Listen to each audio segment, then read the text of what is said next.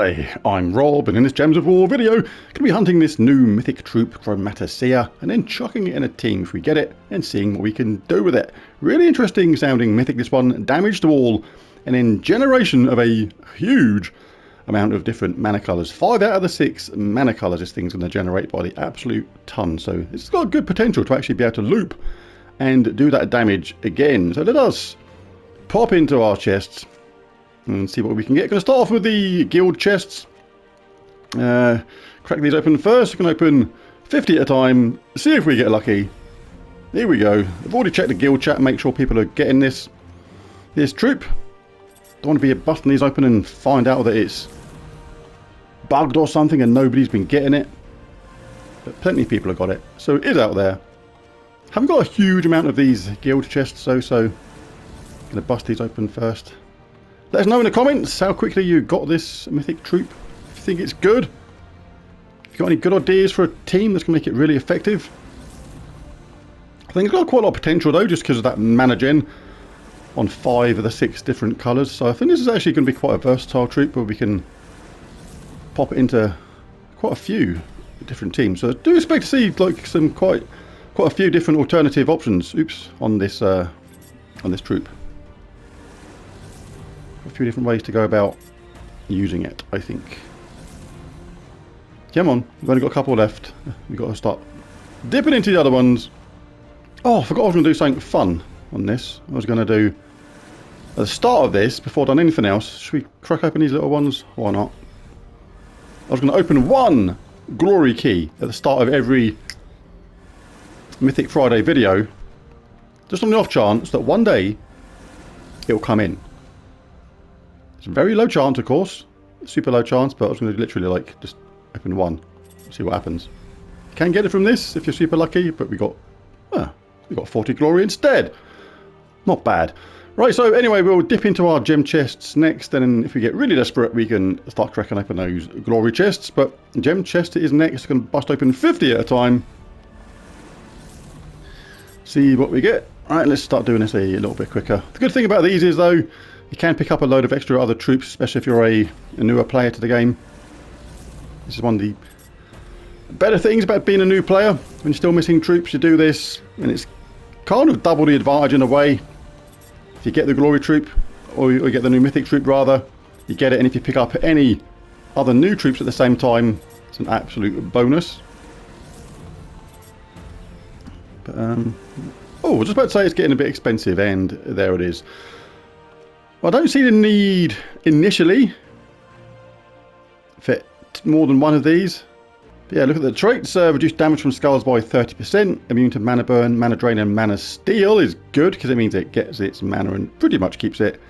And Spectromacy, 50% chance to create a ×3 wild card when matching 4 or more gems, which will happen quite a lot because of that mana gen. If it's in there, a team that actually makes that really useful. So, I don't know, could be worth more than one of these. Because with 2 50% chances of creating that ×3 wildcard when matching 4 more gems, you could be creating a lot of 4 matches with this troop with a couple of these. And that's going to keep it charging for fun. Interesting. Anyway, let's get this thing powered up and pop it into a team. Right, so let's go to collection and get this powered up. Upgradable. More upgrades. Max level traits and ascensions. Incoming! Here it comes. Bish, bash, bosh, dosh. All powered up. And ready to go. Alright, CHROMATICEA does damage to all enemies and creates 13 gems of either blue, green, red, yellow or purple. Has tough scales, reduce damage from scars by 30%. Mana shield, immune to mana burn, mana drain and mana steal. And Spectromacy, 50% chance to create a ×3 wildcard when matching 4 or more gems. So what is the best way to use a troop like this? Well, the fact it creates all those blue, green, red, yellow or purple means it doesn't create brown. And it uses red, blue and yellow for itself, but can create green and purple at the same time. So what we want is another troop which creates or uses green and or purple. There's a few really good ones for this. Stringfiddler is one of them. The Elder Dragon is another one. Venoxia is another one. Venoxia could be good. I haven't actually tried this with Venoxia yet, but that could be really, really good. Venoxia, where are you? Over there. So all that green and purple, if it decides to generate green and purple, could go into Venoxia that does true damage to all and creates loads of green and blue, which would feed back into itself and into CHROMATICEA. But Stringfiddler is really good for this because basically it gets filled up really, really easily when CHROMATICEA decides to generate green or purple. And then Stringfiddler silences an enemy, which then they cannot collect mana or cast spells, explodes gems of one of their mana colours, and gains an extra turn. So you get the benefit of the silence, you get the benefit of just the enemy not being able to cast spells or collect mana. You get the mana gen, and you get the extra turn at the same time. If that fills up Stringfiddler again, you can just repeat the process, and if it fills up CHROMATICEA, you can cast that with that chance of getting an extra turn. And you can have a quick start with Leprechaun as well. Any brown left behind means we're not going to get mana blocked on any of our troops, so you can cast a Mountain Crusher, which is really cool, generates stacks of mana for the team, and take it from there. And it's very, very safe. You can get the entire team completely silenced with this team very, very quickly, providing they're not immune to silence. But the speed of this troop does depend upon largely on luck, because when it creates those gems, it is luck to which ones it generates. It's not in order or anything like that. It is luck. It's just one out of those 5 colours, and obviously again it's luck whether you actually get any 4 matches or a lot of mana for your team at the same time. So sometimes it'll be a quick game with this troop, but most of the time it'll be an average to slow-ish game. But if you get lucky, it can be really quick.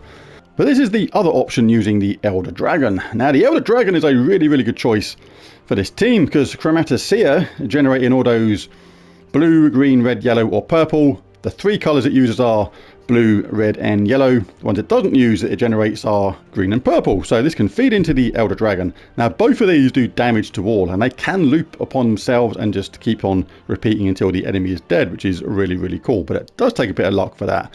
But the cool thing about the Elder Dragon is not only does damage to all, but also eliminates 3 magic from all enemies when matching 4 or more gems, which can happen with our CHROMATICEA at the same time, remember. But it also creates 9 cursed gems boosted by cursed enemies. Now the more cursed enemies you got, the more gems you're going to generate. You can make 13 gems, which is the same amount that CHROMATICEA makes, but this time with brown, the only colour we are missing. So with the Elder Dragon, we effectively can create 13 gems of all the colours on the board, which is really cool. So if you get a 4 match on that brown, when it creates those cursed gems, it's going to charge itself up and get an extra turn. But if it doesn't, and it leaves some behind, we can explode them anyway with Mountain Crusher, getting the effect of those curse and charging up the team because of that massive explosion from all those brown. And we get a quick charge, quick start with Leprechaun at the same time. So that works in a really, really cool way as well. So basically for me, this troop right now, I've come up with Stringfiddler, the Elder Dragon and Venoxia potentially as well as a really good way of using this troop. The banner for this team, I chose the PAX banner. We used green a couple of times. We've got a couple of troops using brown, and we only got 1 using yellow. So don't collect yellow unless it's there. And Geomancer, really, really good pick for this. We're going to start with a 50% mana start, and some really nice stuff from the talent trees as well. Hammer Mastery, gain 2 magic if using a hammer, which we are. Anti-magic Sphere, reduce damage from spells by 20%. Tactician, gain 3 magic at the start of battle, really good if you're a newer player. We collect brown all the time in this team, especially with the Elder Dragon team. Gain a barrier when doing that. Tree of Knowledge, we create green as well and match green for charging up Leprechaun, and when cast CHROMATICEA, we get enchantment when we do that. And we can have Fortitude, immune to stun, poison, disease, death mark, lycanthropy and devour. Well, let's jump into a few battles then. I'm going to show both variants of both teams I've got ideas for this troop with. I'm going to show a couple of games with Stringfiddler first.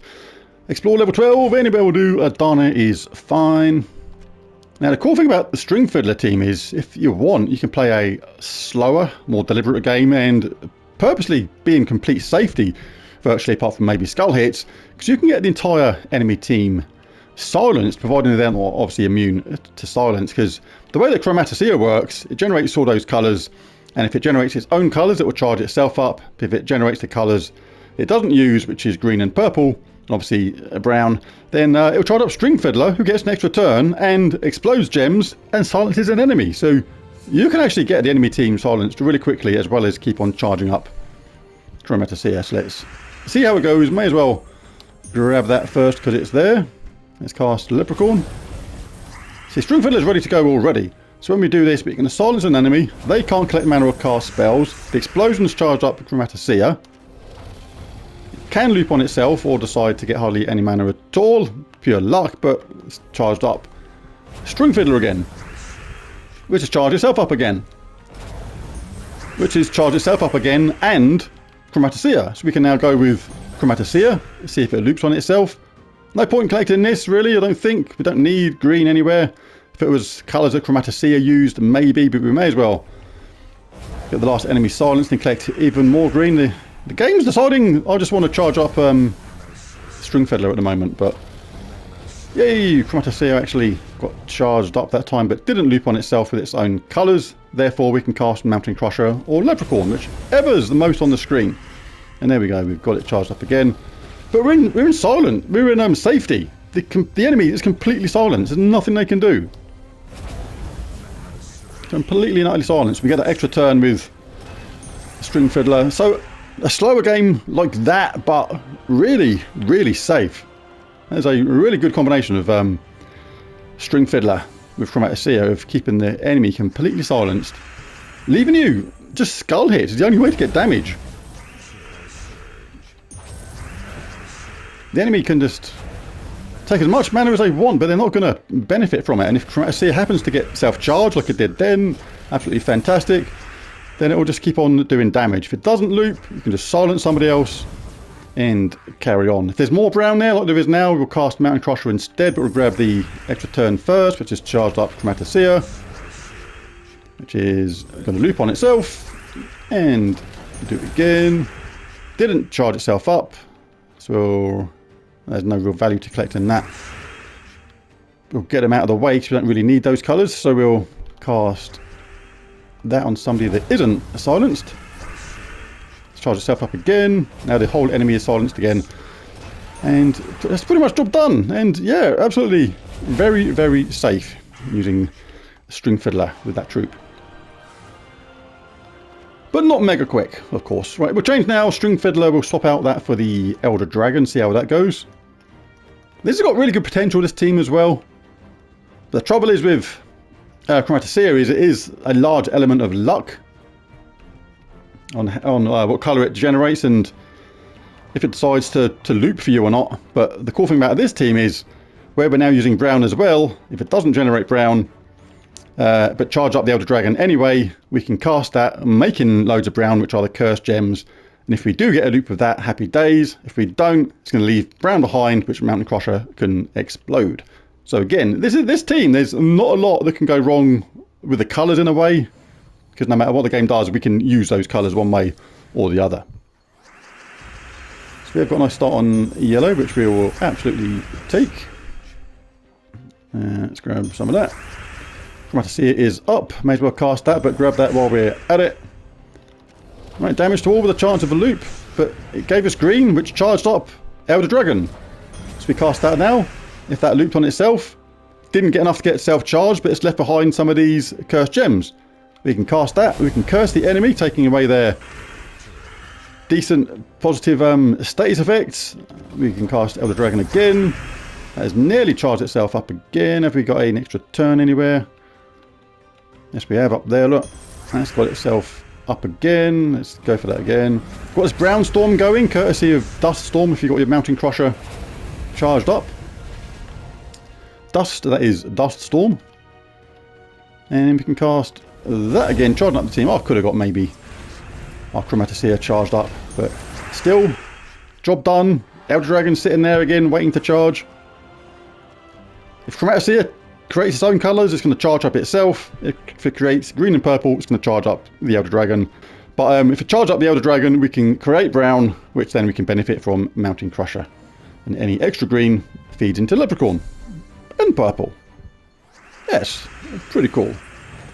Right, let's start off with that nice little explosion there, which has got our new dragon I've charged up straight away. Did get an extra turn there, so it's more than halfway towards getting its mana back. But let's get some brown, because Mountain Crusher will be ready to go then.